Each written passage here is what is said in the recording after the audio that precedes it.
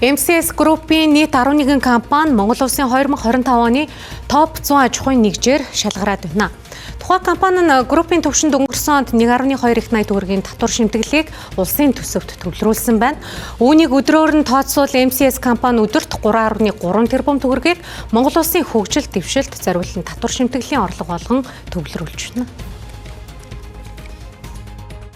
За MCS компани 1993 онд байгуулагдсанаас хойш өдгөө 14 мянган ажилтнтай болж сар бүр улсын төсөвт 100 тэрбум төгрөгийн татвар шимтгэлийг төвлөрүүлэн Монгол Улсын хөгжил дэвшилт бодит хувь нэмрээ оруулан ажиллаж байна. За өнөөдөр шалгаруулсан шилдэг 100 татвар төлөгч аж ахуйн нэгжийн жагсаалтад Energy Resource компани 4, MCS Coca-Cola компани 15 дугаар байр, United Group 16, Universal Solution 34, Univision компани 41, MCS Property компани 43, MCS International компани 55, Building Maintenance Services 56 дугаар байр, International Medical Center 61, M Bank 64, Total Distribution компани 66 дугаар байр тус ирэмблэгдээд байна.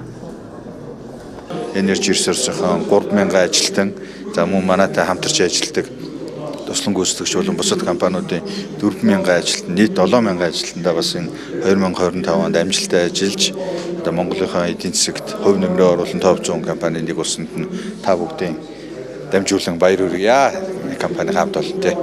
Нийт MCS Group-ээс 11 компани шалгарсан байна. Тэгээ энэ топ 100 гэдэг маань нийт ажлын байр бий болгосон, татвар төлсөн, за тэгээд нийгэмдээ онцгой хувь нэмрээ оруулсан ийм зөв нэгжийг шалгаруулдаг. Тэгээд группийн хүмүүс баяртай байна.